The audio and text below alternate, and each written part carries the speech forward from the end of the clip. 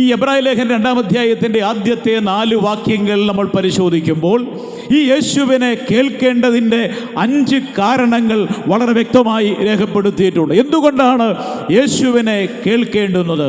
എന്തുകൊണ്ടാണ് ദൈവവചനം ഇന്ന് രാത്രിയിൽ കേൾക്കുവാൻ ആവശ്യമായിരിക്കുന്നത്? ഒന്നാമത്തെ കാരണം 2-ാം അധ്യായത്തിൻ്റെ 2-ാമത്തെ വാക്യത്തിൽ തന്നെ നമ്മൾ വായിക്കുന്നുണ്ട്. ആ വാക്യം ഒന്ന് വായിക്കാം. എബ്രായ ലേഖനം 2-ാം അധ്യായം 2-ാമത്തെ വാക്യം. ദൂതന്മാർ മുഖാന്തരം അരുളി ചെയ്ത വചനം സ്ഥിരമായിരിക്കുകയും ഓരോരോ ലംഘനത്തിനും അനുസരണ. ദൂതന്മാർ മുഖാന്തരം അരുളി ചെയ്ത വചനം. ഇത് അരുളി ചെയ്ത വചനമാണ്. എബ്രായ ലേഖനം 1-ാം അധ്യായം 1-ാമത്തെ വാക്യം കൂടെ ഒന്ന് വായിച്ചാട്ട്. എബ്രായ ലേഖനം 1-ാം അധ്യായം 1-ാമത്തെ വാക്യം കൂടെ. ദൈവം പണ്ട് ഭാഗമായിട്ടും വിവിധമായിട്ടും പ്രവാചകന്മാർ മുഖാന്തരം പിതാക്കന്മാരോട് അരുളി ചെയ്തിട്ട് ഈ അന്ത്യകാലത്ത് വായിച്ചോ മോനെ. പുത്രൻ മുഖാന്തരം നമ്മളോട് അരുളി ചെയ്തിരിക്കുന്നു. ഞാൻ പറഞ്ഞു, എബ്രായ ലേഖനത്തിന്റെ ആദ്യത്തെ അധ്യായത്തിലെ ആദ്യത്തെ വേദഭാഗങ്ങളിൽ യേശുക്രിസ്തു പ്രവാചകന്മാരെക്കാൾ ശ്രേഷ്ഠനാണ്. ദൈവം പണ്ട് ഭാഗമായും വിവിധമായും പ്രവാചകന്മാരിലൂടെ തൻ്റെ ജനത്തോട് സംസാരിക്കുവാനിടയായി. എന്നാൽ ഈ അന്ത്യകാലത്ത് പുത്രൻ മുഖാന്തരം അരുളി ചെയ്യുവാനിടയായി. അന്ത്യകാലം എന്ന് പറഞ്ഞാൽ കർത്താവായ യേശുക്രിസ്തുവിന്റെ ഈ ഭൂമിയിലേക്ക് വരവ് മുതൽ കർത്താവായ യേശുക്രിസ്തുവിന്റെ മഹത്വപ്രത്യക്ഷത വരെയുള്ള കാലഘട്ടത്തെ അന്ത്യകാലമെന്ന് തിരുവെഴുത്തിൽ വെളിപ്പെടുത്തിയിട്ടുണ്ട്. ആ വിശാലമായ വിഷയത്തിലേക്ക് പോകുവാൻ ഇത് രാത്രി സമയമില്ലാത്തത് കൊണ്ട് അത്രയും മാത്രം ഞാൻ പറഞ്ഞു മുമ്പോട്ട് പോകട്ടെ. അന്ത്യകാലത്ത് പുത്രൻ മുഖാന്തരം അരുളി ചെയ്തു. ഒന്നാമത്തെ കാരണം, എന്തുകൊണ്ട് പുത്രന് ചെവി കൊടുക്കണം? ഇത് ദൈവത്തിൻ്റെ അരുളപ്പാടാണ്. ഇന്ന് രാത്രിയിൽ ഇന്നിവിടെ പ്രസംഗിക്കുന്നത് ബിജു ആലടി എന്ന് പറയുന്ന എൻ്റെ സന്ദേശമല്ല. ഇവിടെ അരുളി ചെയ്യുന്ന, മറിച്ച് അഖിലാണ്ടത്തിന്റെ സൃഷ്ടിതാവായി ദൈവത്തിന് നമ്മളോട് അരുളി ചെയ്യുവാനുള്ള കാര്യങ്ങൾ ദൈവം ഇന്ന് രാത്രിയിൽ നമ്മോട് സംസാരിക്കുക. ഇത് സ്വർഗത്തിലെ ദൈവത്തിന്റെ അരുളപ്പാടായതുകൊണ്ട് പുത്രൻ ഇന്ന് രാത്രിയിൽ ചെവി കൊടുക്കുവാൻ ആവശ്യമുണ്ട്. രണ്ടാമത്തെ കാര്യം, അതിൻ്റെ 3-ാമത്തെ വാക്യം നമ്മൾ വായിക്കുന്നുണ്ട്. എബ്രായ ലേഖനം 2-ാം അധ്യായം 3-ാമത്തെ വാക്യം. എന്തുകൊണ്ട് യേശുവിന് ചെവി കൊടുക്കണം? എന്തുകൊണ്ട് ദൈവവചനം കേൾക്കണം? ഇത് അരുളി ചെയ്ത വചനമാണ്. ആരരുളി ചെയ്തതാണ്? സ്വർഗത്തിലെ ദൈവം തൻ്റെ പുത്രൻ മുഖാന്തരം അരുളി ചെയ്ത വചനമാണ്. രണ്ടാമത്തെ കാര്യം, 2-ാം അധ്യായം 3-ാമത്തെ വാക്യം. അനുസരണക്കേടിനും ന്യായമായ പ്രതിഫലം ലഭിക്കുകയും ചെയ്തു എങ്കിൽ കർത്താവ് താൻ പറഞ്ഞു തുടങ്ങിയതും ദൈവം അടയാളങ്ങളാലും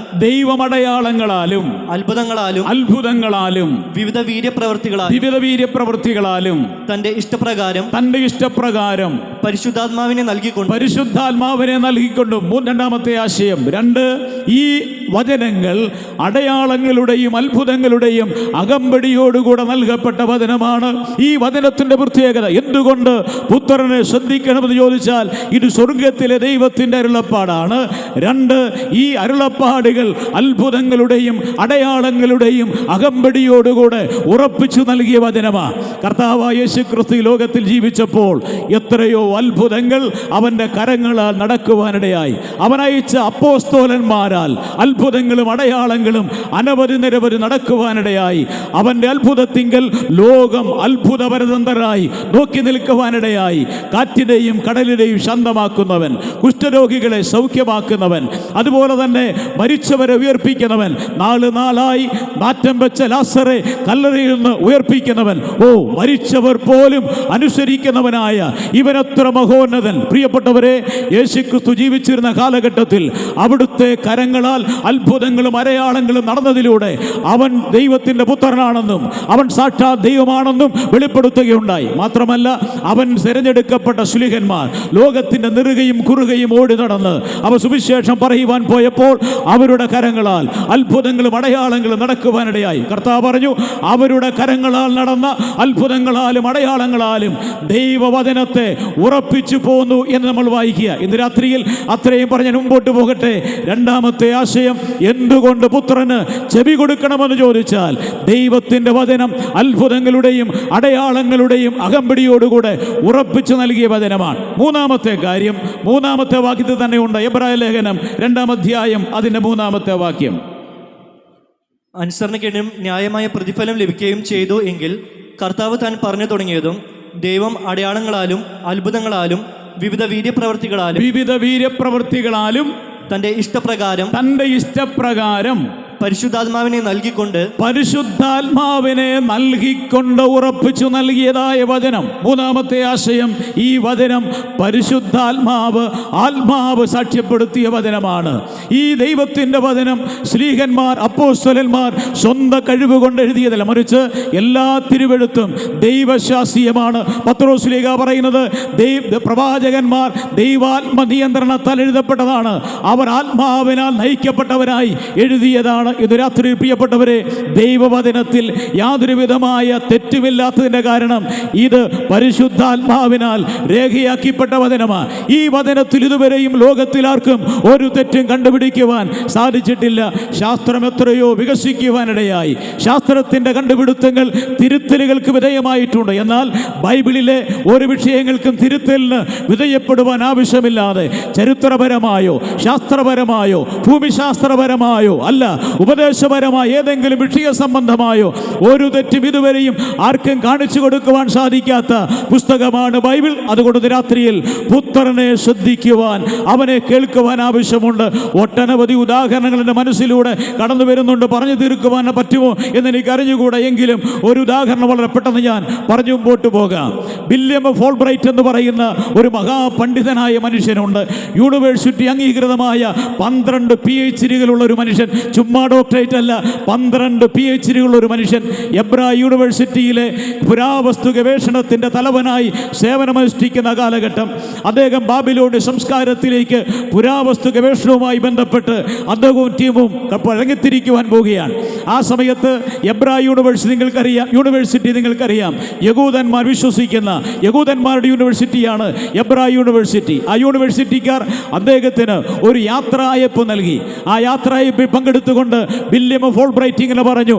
അമിത കൃത്രിപ്പുകാരനായ, വേദപുസ്തകത്തിൽ പൂർണ്ണമായി വിശ്വസിക്കാത്ത അദ്ദേഹം ഇങ്ങനെ പറഞ്ഞു: അല്ലയോ യഹൂദന്മാരെ, നിങ്ങൾ വിശ്വസിക്കുന്ന പഴയ നിയമമുണ്ട്, അവിടെ അബ്രഹാമിനെ കുറിച്ച്, ഇസഹാക്കിനെ കുറിച്ച്, യാക്കോബിനെ കുറിച്ച്, പഴയ നിയമ ചരിത്രത്തെക്കുറിച്ചൊക്കെ യാഥാർത്ഥ്യമേ നിങ്ങൾ വിശ്വസിക്കുന്ന ചില കാര്യങ്ങളുണ്ട്. എന്നാൽ ഞാനും എൻ്റെ സംഘവും പഠനവും പരിഗവേഷണവും കടന്ന് മടങ്ങി വരുമ്പോൾ നിങ്ങൾ വിശ്വസിക്കുന്ന ബൈബിൾ അത് തെറ്റാണ് എന്ന് തെളിയിക്കുമെന്ന് പറഞ്ഞുകൊണ്ട് അദ്ദേഹം പോകുവാനിടയായി. അദ്ദേഹം പോയി 2-3 വർഷത്തെ പഠനവും പരിഗവേഷണവും എല്ലാം പൂർത്തീകരിച്ച് അദ്ദേഹവും സംഘവും മടങ്ങി വരുവാനിടയായി.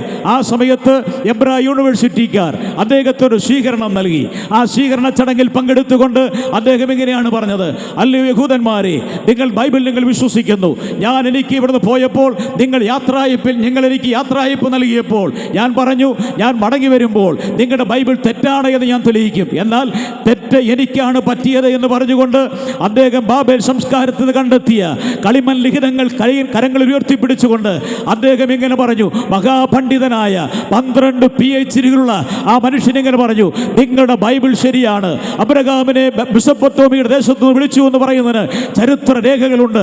പുരാവസ്തു ഗവേഷണത്തിന്റെ കണ്ടെത്തലുകളെല്ലാം നിങ്ങളുടെ ബൈബിൾ ശരിയാണ് എന്ന് വെളിപ്പെടുത്തുന്നതാണ്. പോരാ, യഹൂദന്മാരെ നെബൂഖദ്നേസറിന്റെ കാലഘട്ടത്തിൽ ബാബിലോണിലേക്ക് കൊണ്ടുപോയി എന്നും യെരമ്യാ പ്രവാചകൻ പറഞ്ഞതുപോലെ 70 വർഷങ്ങൾ അവിടെ അടിമകളായി കഴിഞ്ഞുവെന്നും അവരവിടെ കഴിഞ്ഞുവെന്നുള്ളതിനൊക്കെയുള്ള ചരിത്രരേഖകൾ കണ്ടെത്തുവാനിടയായി. ഇന്ന് രാത്രിയിൽ അങ്കമാലി ദേശമേ, എന്തുകൊണ്ടാണ് ഞാനിത് പറഞ്ഞത് എന്ന് ചോദിച്ചാൽ, ആത്മാവിനാൽ ഉറപ്പിച്ചു നൽകിയതായ ഈ വചനത്തെ നിങ്ങൾ കേൾക്കണം. ക്രിസ്തുമസിനുള്ള എല്ലാ ഘോരഘോഷങ്ങളും ഉണ്ടായി തുടങ്ങി, ദീപാലങ്കാരങ്ങൾ അവിടെ ഇവിടങ്ങളെല്ലാം ഉണ്ടായി.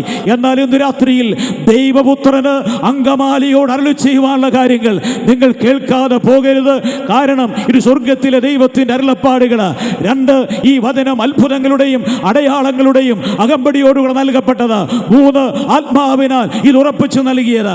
അതുകൊണ്ട് 2-ാം അധ്യായം 1-ാമത്തെ വാക്യം എന്തു ചെയ്യണം? എബ്രായ ലേഖനം 2-ാം അധ്യായം 1-ാമത്തെ വാക്യം വായിക്കുമ്പോൾ 4-ാമത്തെ ആശയം നമുക്ക് കാണുവാൻ സാധിക്കും. 4-ാമത്തെ ആശയം വായിച്ചു കേട്ടാട്ടെ പെട്ടെന്ന്. അതുകൊണ്ട് നാം എപ്പോഴെങ്കിലും ഒഴുകി പോകാതിരിക്കേണ്ടതിന് കേട്ടത് അധികം ശ്രദ്ധയോടെ കരുതിക്കൊള്ളുവാൻ. കേട്ടത് അധികം ശ്രദ്ധയോടെ കരുതിക്കൊള്ളുക എന്ന് പറഞ്ഞാൽ എന്താണ്? അവഗണിക്കരുത്. ഇന്ന് രാത്രിയിൽ സ്വർഗത്തിലെ ദൈവത്തിവൻ എൻ്റെ പ്രിയപുത്രൻ, ഇവന് ചെവി കൊടുക്കുക. ഇത് സ്വർഗത്തിലെ ഇവൻ്റെ അരുളപ്പാടുകളാണ്. അത്ഭുതങ്ങളുടെയും അടയാളങ്ങളുടെ അകമ്പടിയോടുകൂടെ ഉറപ്പിച്ചു നൽകിയതാണ്. ഇത് ആത്മാവിനാൽ വിരചിതമായ ദൈവവചനമാണ്. അതുകൊണ്ട് ഇതിനെ അവഗണിക്കരുത്. അങ്കമാലി ദേശമേ, എത്രയോ നാളുകളായി സുവിശേഷ സത്യങ്ങൾ, ദൈവപുത്രന്റെ അരുളപ്പാടുകൾ നിങ്ങൾ കേട്ടുകൊണ്ടിരുന്നിട്ടും ഒരു കാതിലൂടെ കേട്ട് മറു കാതിലൂടെ നിങ്ങൾ തള്ളിക്കളയുന്നുവെങ്കിൽ ഇന്ന് രാത്രിയിൽ ദൈവത്തിന്റെ ആത്മാവ് പറയുക, നീ അവഗണിക്കരുത്. സ്വർഗത്തിലെ ദൈവത്തിന്റെ അരുളപ്പാടുകളെ അവഗണിക്കുവാൻ പാടില്ല.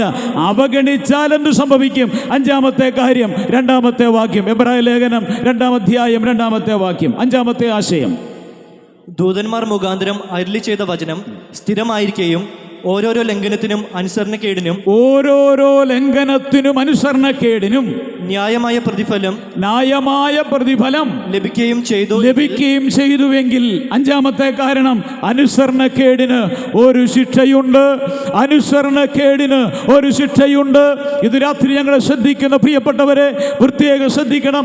ദൂതന്മാർ മുഖാന്തരം അരുളി ചെയ്ത വചനത്തോട് അവർ അനുസരണക്കേട് കാണിച്ചപ്പോൾ, പ്രവാചകന്മാർ മുഖാന്തരം അരുളി ചെയ്ത വചനത്തോട് അവർ അനുസരണക്കേട് കാണിച്ചപ്പോൾ, ഓരോരോ ലംഘനത്തിനും ന്യായമായ ന്യായവിധികൾ അവർ പ്രാപിച്ചുവെങ്കിൽ, പുത്രൻ മുഖാന്തരം അരുളി ചെയ്ത വചനത്തെ അവഗണിച്ചാൽ എത്ര വലിയ ശിക്ഷയ്ക്ക് പാത്രീഭൂതരായി തീരുമെന്നുള്ളത് ഇന്ന് രാത്രിയിൽ ശ്രദ്ധിക്കേണ്ടുന്ന വിഷയമാണ്. ദൈവജനത്തോടായി 1-2 കാര്യം ഞാൻ ഓർമ്മിപ്പിക്കട്ടെ.